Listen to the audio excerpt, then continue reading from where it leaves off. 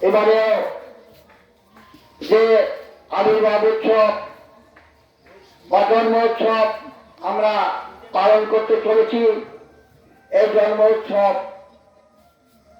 শ্রী ঠাকুরের 106তম জন্ম উৎসব। এমন আমাদের এই পাইনিগাটা সন্তানদের শাখায়, এই সন্তানদের শাখা পাইনিগাটা সন্তানদের শাখার উদ্যোগে আমরা এই আমাদের পরম পিতা শ্রী ঠাকুর পালক ব্রহ্মচারী মহারাজের জন্ম উৎসব অনেকদিন থেকে করে আছি।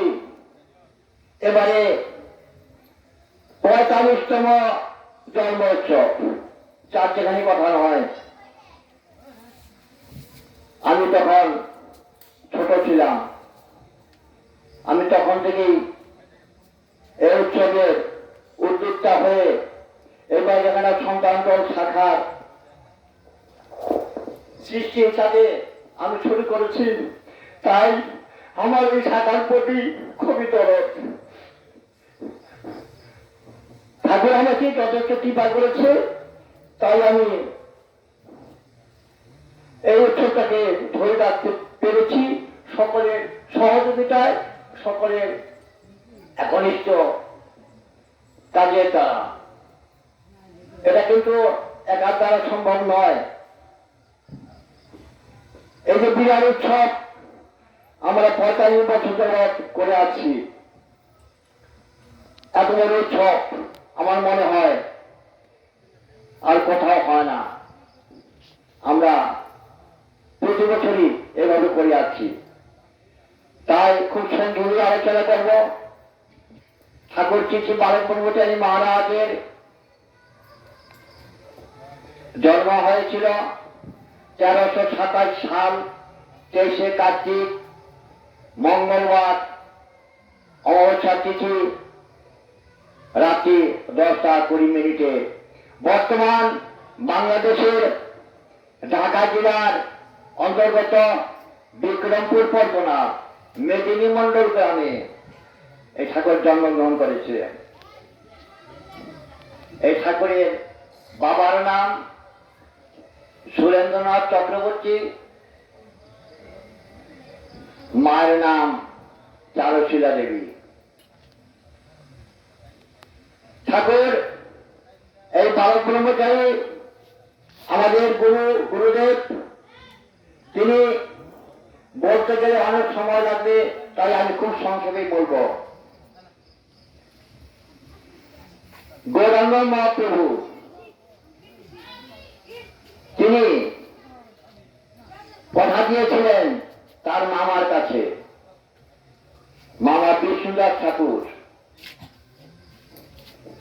বিষ্ণুদাস ঠাকুরের কাছে কথা দিয়েছিলেন, মামার কাছে কথা দিয়েছিলেন, মামা তুমিও জন্মগ্রহণ করবে, আমিও জন্মগ্রহণ করবো 500 বছর পরে। 500 বছর পরে তুমিও ধরাতে আসবে, আমিও আসবো। আমাদের অসমাপ্ত কাজকে সমাপ্ত করার জন্য আমাদের আবার আসতে হবে। যেমন সত্যতে শ্রীহরি, চেতাতে রাম ধনুর্ধারী, তারপরে শ্রীকৃষ্ণ, কলিতে গৌরাঙ্গ মহাপ্রভু। তাহলে গৌরাঙ্গ মহাপ্রভু তিনি কিন্তু মামাকে কথা দিলেন তিনি আবার আসবেন। গৌরাঙ্গ মহাপ্রভু মাত্র 44 বছর বয়সে তিনি বিলীন হয়ে যান পুরীর ধামে, এটুকু আমরা জানি।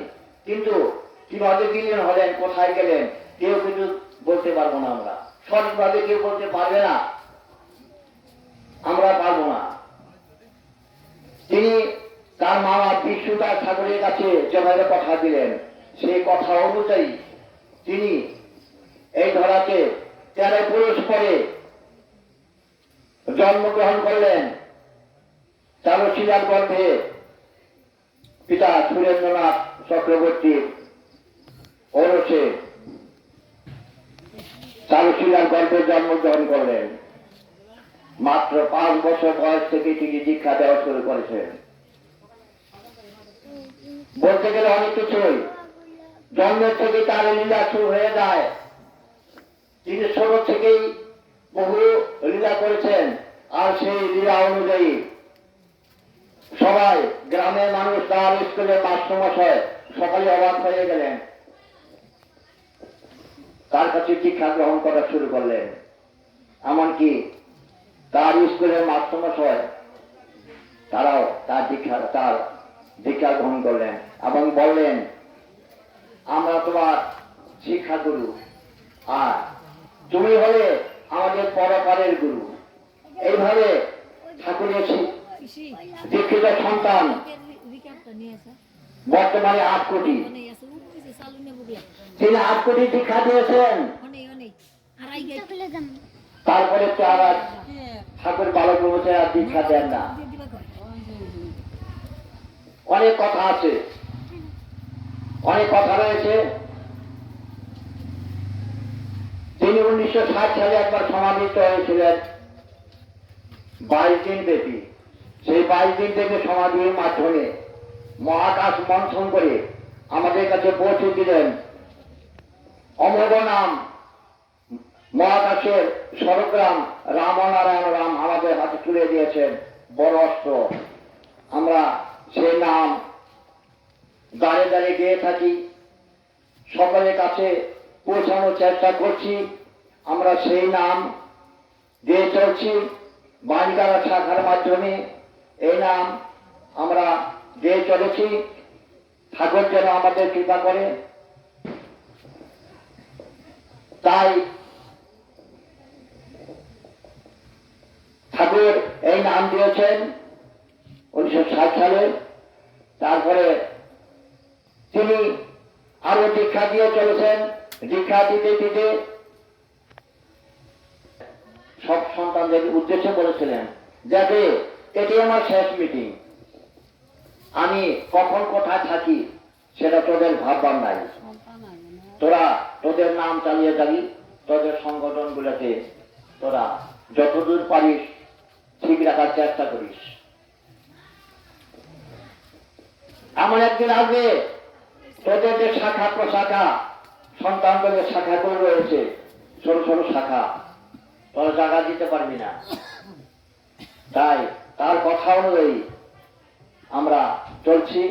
বাণীকাটা সন্তান তার শাখা চলেছে, এইভাবে আমরা চলব। আজ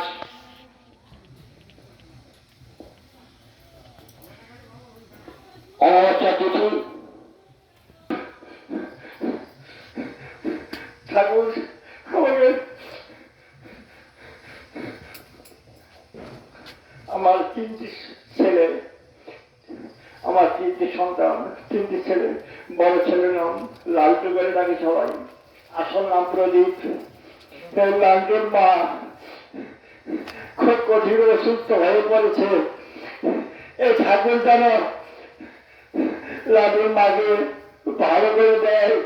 আমি ঠাকুরের কাছে কামনা করছি এবং আপনাদের সবার কাছে আমি কামনা রাখছি, আপনারা একটু ঠাকুরের কাছে কামনা করে দেন, লালুর মায়ের যেন ভালো হয়। আপনারা একটু কামনা করে দেন। রামনারায়ণ রাম রাম